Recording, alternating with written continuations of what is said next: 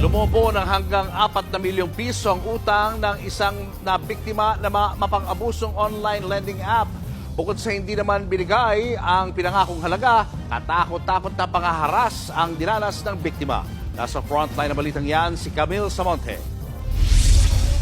2 taon nang pasa ni Catherine, hindi niya tunay na pangalan ang bigat ng utang niya sa online lending app na umabot na sa 4 na milyong piso. Taong 2023 nang mangutang si Catherine, nagsimula yan sa 50,000 pesos na alok na pautang. 5% ang interes at dapat mabayaran sa loob ng 128 days. Ang problema, hindi sa 50,000 pesos, 32,000 pesos na lang ang ibinigay sa kanya. Inawas agad-agad ang interes na 18,000. Taliwas din sa itinakdang deadline. Siningil na kagad si Catherine pagkalipas ng 1 linggo. Dahil hindi nakabayad, pinahiya raw siya sa social media at binantaan ng kanyang pamilya. Ipinasa raw si Catherine sa iba pang online lending apps para mangutang ulit at makabayad sa una niyang inutangan.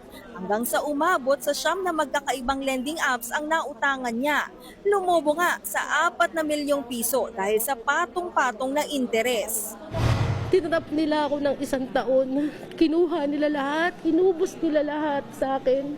Ubus na ubus ako sa kanila. Lahat ng kita ko, lahat ng sweldo, lahat sa kanila na napupunta.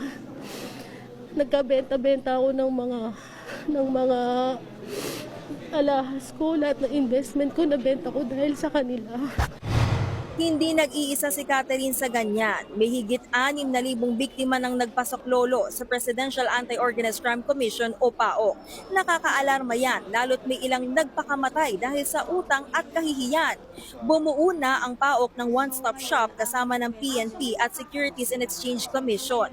Diyan pwedeng maghain ng reklamo ang mga biktima ng lending app. Inaalam na ng PAOK kung iisa lang ang may-ari ng mga abusadong lending apps at kung konektado sila sa mga dating Pogo. Yun ang ayaw nating mangyari sa mga darating na panahon, na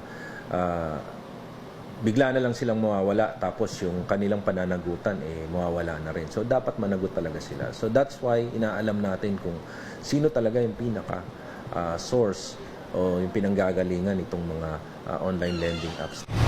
Paalala naman ng SEC, hindi lahat ng online lending apps ay rehistrado. Babawiin ang license to operate ng mga rehistradong mapapatunayang nananamantala. Papatawan din sila ng administrative sanctions. Babalita mula sa Frontline, Camille Samonte, News 5.